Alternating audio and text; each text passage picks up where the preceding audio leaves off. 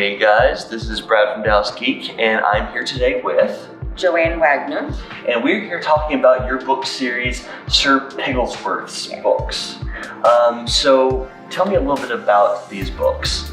Okay, well this is a series of 8 books. Okay. And they are adventure books. My character is a 5-year-old royal pig who goes around the world. I call him the master of mischief and mayhem because he causes mayhem wherever he goes. Okay. But he travels around the world, so in his first adventure we're introduced to him. Okay. And this one is actually in London, it's in Dallas, heading on a plane at the very end of the book. So my first 3 are the trilogy. What starts, begins, and ends in New York City. Nice. So book 2 is in Vancouver, and he's having fun adventures there. He teaches them also a bit about the history and the culture of the city and the country he's in. So the kids are subliminally learning a little bit of something without their realizing it. Nice. But they're learning a bit about the country and where they go. Okay. In the back of each of my books, I list the URLs of where he's gone in the books in case the kids, I encourage them to go online and learn a bit more about all the places he's been in the book. So each book has that as well. Alright, so for this one, for example, you said number 3 is all about New York and his adventures there. Yes.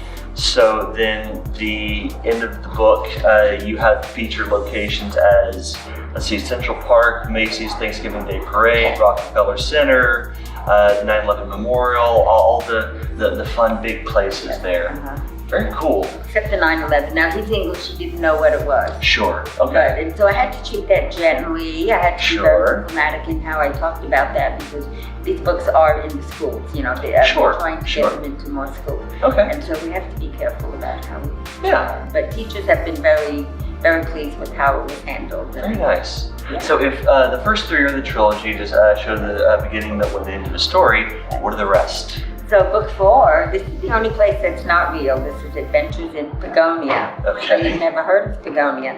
So I did it kind of like Star Wars, where they did 4, 5, and 6, and then they went back to 1. So this tells you, I said he was royal. So, but he's also Sir Pigglesworth. And in order to become a Sir, if you're English, the Queen has to knight you. So this tells you what he did what active bravery he did to be knighted. Nice. You'll notice in each and every book, he wears goggles and a scarf. This tells where they came from and why he does that. Oh, wow. It also tells you his first name. This is the only book that is mentioned in, and it won't ever be mentioned again. So you have to read book 4 to find out his first name. Nice. And he was born on the Isle of Pagonia, which is a made-up place. And I don't know if anybody can tell that, but what does the island look like?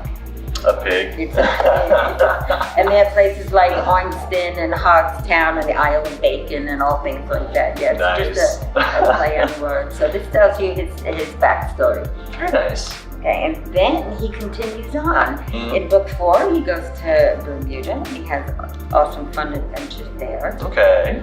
He goes to Cozumel. Nice. And the unfortunate thing I have to say is that I have to go to all these places he goes to. Sure. For research purposes, I have to research, I have to take pictures. So my husband and I travel to all of these places. I take a lot of pictures before I go. I call the Chamber of Commerce and talk to them. But what do you have in your town that's fun for kids to do? Just give me a bunch of places and some contacts, and they do. They give me contact names and phone numbers. Awesome. And emails, and I contact them so I can tell them, look, I'm going to be there, what I'm doing, what my books are about, and sometimes I'll send them the PDF, a copy of the book, so they can see, kind of what I'm looking for. Nice. And so when I get there, I already have an itinerary. Now on these 2 books, he's actually on a cruise. Okay, so he's on a Norwegian ship here, and he's on a Carnival ship here. And so we take the cruise, and we're trying to get the books on the ships also for them to sell them on the ship. Nice. And we go around the ship and we take pictures, and say this book here, this is really Captain Michael Hilton, this is him. What we do is we take pictures, send them to my illustrator, who is David Darchicourt, by the way. He's awesome and amazing. And this is exactly what this gentleman looks like. So they're in the book, and then we'll generally take a cruise afterwards to show them the books, and then say, who do we contact about getting them in. And each of my books have 35 full-page color illustrations. I don't know how to best show that, but there's 35 full-page color illustrations in them. Okay. I can show them off for the audience at home. Let's see, my illustrator. If anybody wants an illustrator, David Darchicourt. Very happy to promote him. And so what I did, now when you write the book, I always say you can put yourself in it. Okay, so my character is 5 years old. Sure. And you don't send a 5-year-old around the world by themselves. He has to travel with somebody, right? Sure. So I think you're going to recognize, you may recognize. Now you don't know my husband, but this is my husband and I. Nice. And I travel with him in every book, and in most of the books my husband comes too. Very nice. So we sent our picture to the illustrator, and there we are in the book. Very And it's nice. fun when kids recognize that. I Yeah. don't say anything at first, and I'm doing a reading, and suddenly the kids will go, because I always put the pictures up on a big screen behind me, and the kids will, that's you, that's you. You know, they immediately recognize that. Very nice. Yeah. And so again, he's on his cruise ship. Then he goes to San Juan, Puerto Rico. Okay. Now I have an interesting story about this because I lived in San Juan back in the 60s. Oh wow. Okay. So in 1965, which I want to say is 53 years ago, I graduated 8th grade from a private Catholic school there. Okay. And so in January of 2017, we were on a publishing cruise, and one of our stops was in San Juan. And so what did I do? Took this as the perfect opportunity. I hadn't been to that school since I left in 65. Sure. I had not been back, but it was there. And we got in a cab. I had a case of these books. I took 100 of these books with me, went to the school, and donated the books to their first, second, and kindergarten, first, second, and third grade classes. Wow. And the director there was so excited. I mean, I felt like a celebrity when I was finished, because she stopped and introduced me to everybody, and just couldn't believe 52 years later, I came back to the school as an author and donated books. And I had my 8th grade diploma, and I brought it with me. Because how many people have their 8th grade diploma? Oh, sure. Yeah, Sure. everybody does. That's awesome. But anyway, so this was fun to be there again and see places that I hadn't seen in a lot of years. So a lot of this I did from memory of how it was back when I was there. Yeah. So he had a fun time there. And my very latest release, we already did book 6, so my very latest release is Sir Pigglesworth's Adventures in Pigeon Forge. And the interesting story here is, if anybody knows Pigeon Forge, it's a popular tourist destination. Mm-hmm. Dolly Parton is a big part of that. Yeah. And so I want to use her name in my book. And you can't just put anybody's name in. Oh yeah, it was Dolly, you know. Exactly. Especially Dolly. Yeah. So I had to get permission, and for 3 months, I'm back and forth on the phone with email. Can I have your permission? Blah, blah, blah. I couldn't get an answer. Yeah. So finally, last Christmas, just this past Christmas of 2017, we went back there. I got hold of the gentleman I had been doing a lot of phone calling with. He finally tells me, no, I can't do it. Oh no. And I'm like, I'm not accepting that. I just can't. I worked too hard for this. This is Dolly's, a lot of this, if I have to put a fake name in there, people are still gonna know what I'm talking about. Yeah. Is that really what you want? I Yeah. asked him. So I finally managed I continued making phone calls, going up and up the chain of command. And I finally got Mr. Ted Miller, who was the managing partner of the Dollywood Foundation. Okay. He told me, yes, I could do that. I know, I cannot begin to tell you how excited I was. That is awesome. He said the only thing I have to do is anywhere I mention her name, or any, like Dollywood, or the Stampede show that she has, just have to put a little registered R around it. Not a problem. And so one of the last things I said when I talked to him, and I'm like bouncing, I'm so excited. Yeah. I said, you know something, I would love to meet Dolly, and who would? I said, I understand that. He says, well, you know something, next time you come, call me, and we'll see if she's here. I think we can arrange that. So what I need to do is find out when she's there. And not for her to be, take a chance she's going to be there. I would not.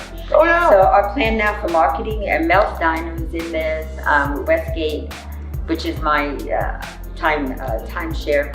We're going to go there and do book readings for kids, and I'm trying to get the media involved, as part of my release for the book. Okay. So then as a final point to touch on, you had mentioned to me before that your book series had won the Royal Dragonfly Award. Okay, so tell us a little bit about that. Well, this happened back in 2016. Okay. And that's a national award of which I'm very proud of. And I entered all 7 of my books in it. I had said that just the 7th book had just come out then.